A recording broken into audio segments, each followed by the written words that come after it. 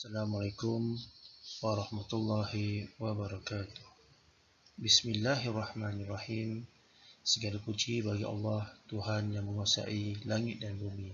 Segala puji bagi Allah, Tuhan yang Maha Pemurah lagi Maha Pengasihani. Murid-murid, apa khabar semua? Bertemu lagi sekali kita dalam Pendidikan Islam tahun 4 Sirah yang bertajuk Kebijaksanaan Nabi Muhammad sallallahu alaihi wasallam.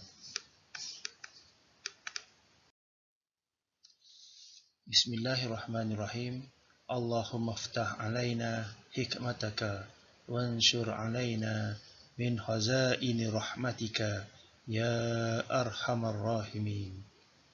Wahai Tuhan kami, bukalah ke atas kami hikmahmu dan bentangkan ke atas kami gedung rahmatmu, wahai Tuhan yang Maha Pengasih.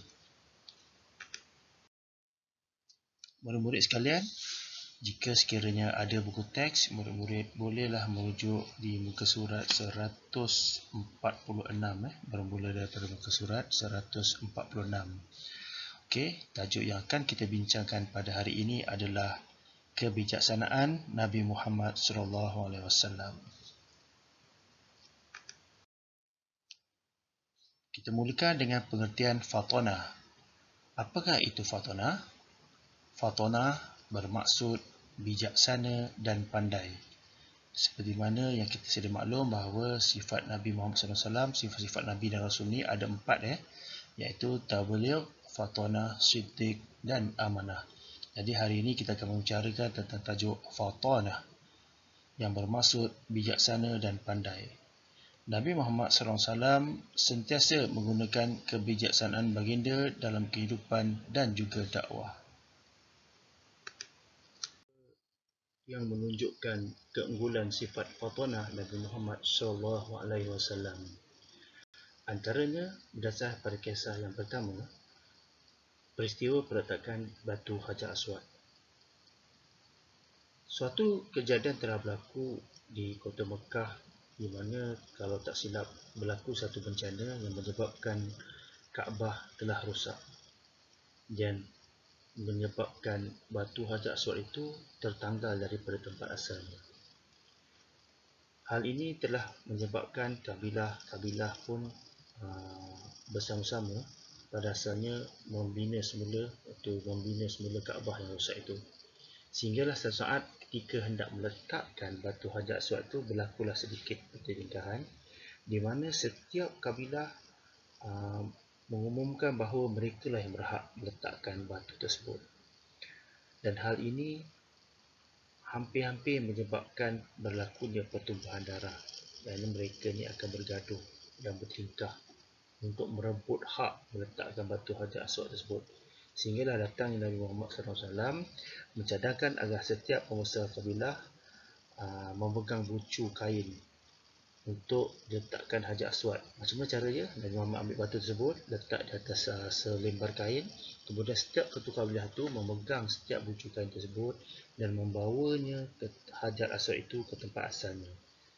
Alhamdulillah, akhirnya tindakan tersebut dapat meleraikan pertelingkahan dalam kalangan kabilah Arab.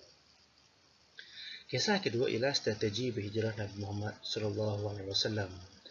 Yang mana kita tahu ketika Nabi Muhammad SAW dan pengikut-pengikutnya hendak berhijrah ke Madinah, mereka ini diketahui dan diburu oleh kaum musyrikin Mekah, yang mana kemungkinan apabila mereka ini ditangkap, kemungkinan mereka akan dibunuh ataupun disiksa. Tetapi Nabi Muhammad bijak, dia tidak menggunakan jalan yang biasa digunakan oleh orang-orang Arab untuk datang ke Madinah. Sebaliknya, dia menggunakan jalan lain. Jalan lain, kalau tengok kat gambar tu, peta tu, laluan biasa dengan laluan jalur Nabi Muhammad. Jalan lain dengan bantuan Abdullah bin Uraiqah. Kita tengok kisah yang seterusnya. Kisah ketiga iaitu yang menunjukkan fatonah Nabi Muhammad SAW ini ialah mempersaudarakan kaum Aus dan juga Khazraj, iaitu Ansar.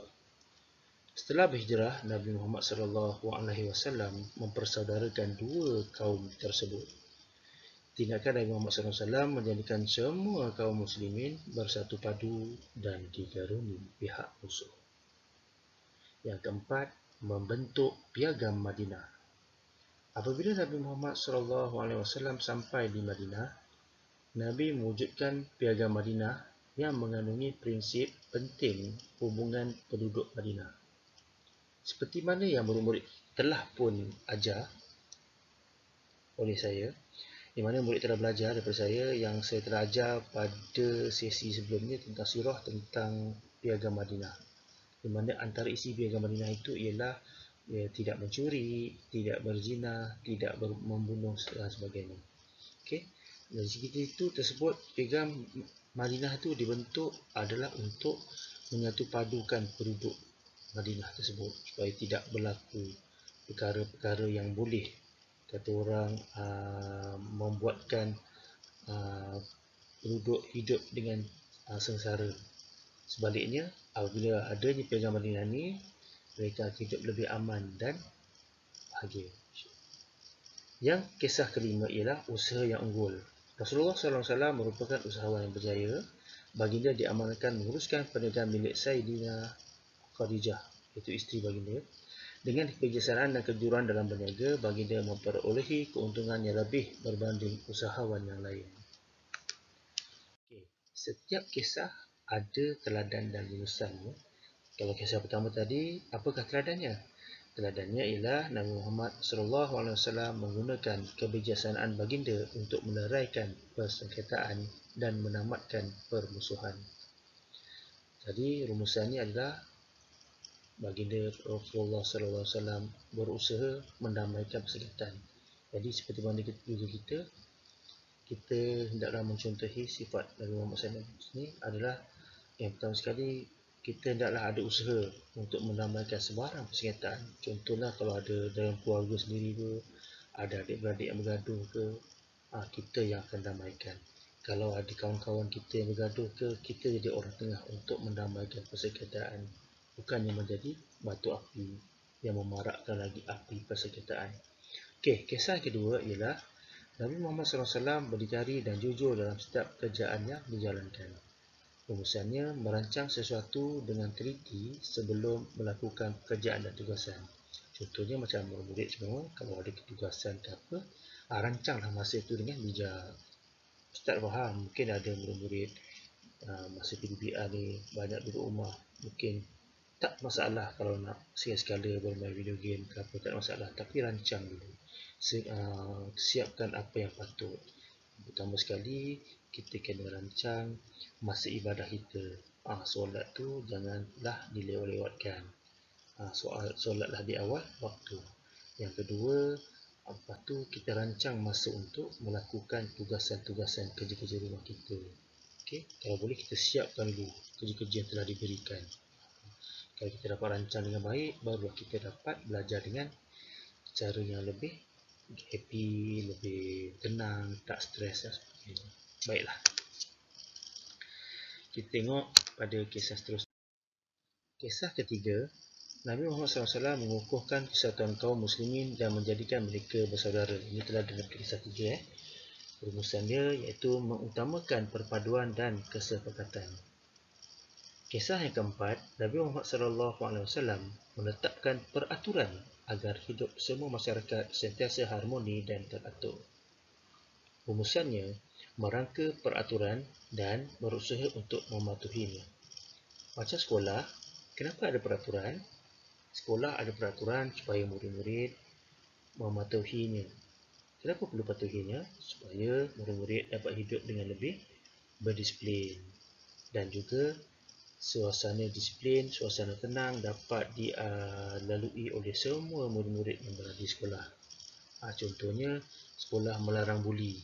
Tak boleh buli orang. Jadi bila tak ada buli, jadi semua murid rasa selamat. Nak pergi sekolah pun tak ada rasa takut, selamat. Sebab apa? Sekolah cukup tegas dengan isu buli. Contoh. Okay.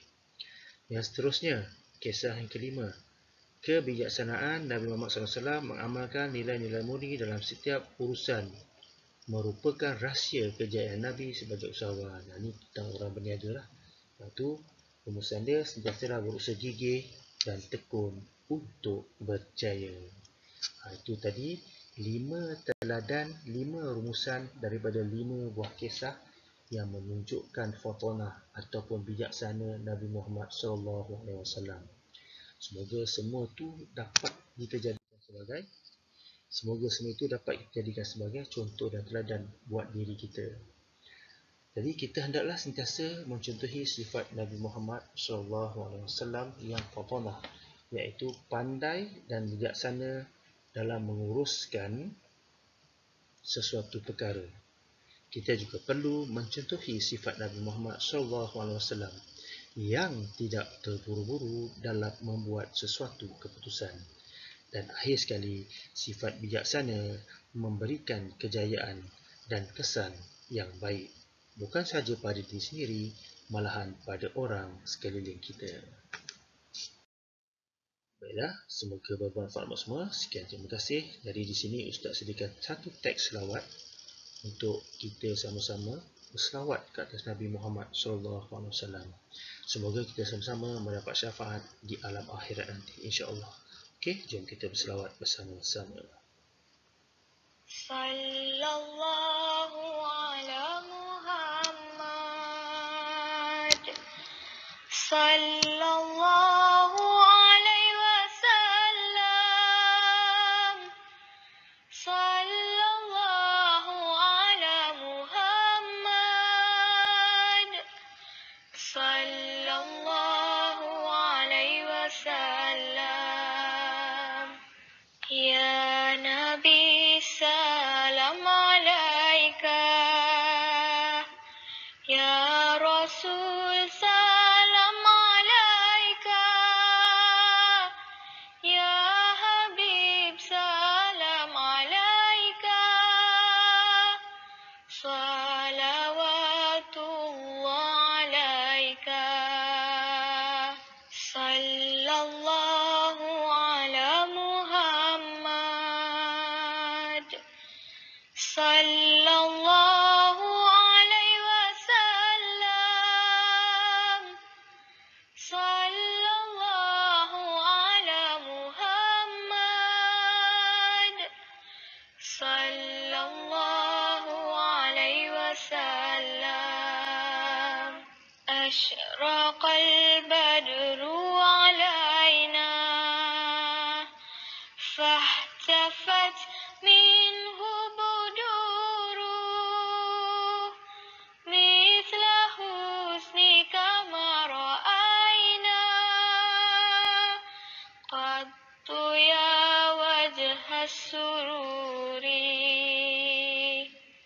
صلى الله على محمد صلى الله عليه وسلم صلى الله على محمد صلى الله عليه وسلم أنت شمس أنت بدر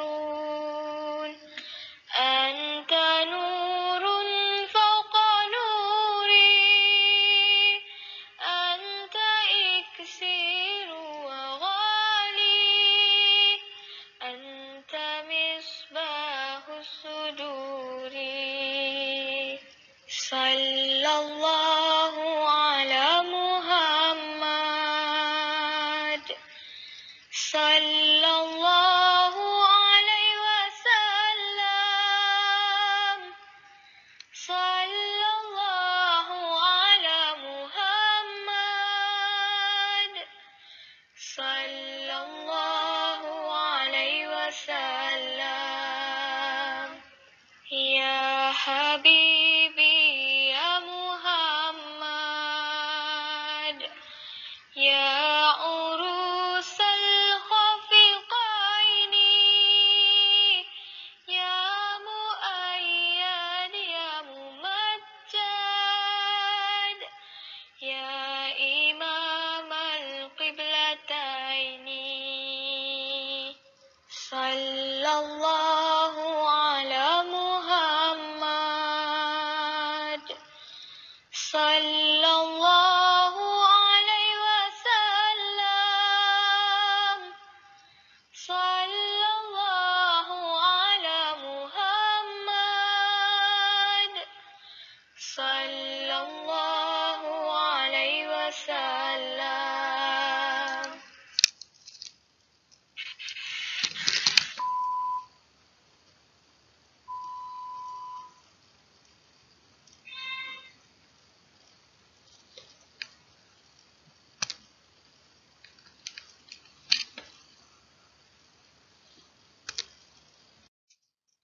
Sekian murid-murid, itulah tadi. Semoga dengan selawat kita tadi dapat kita bersama-sama mendapat syafaat dan juga manfaat di dunia dan juga di alam akhirat nanti.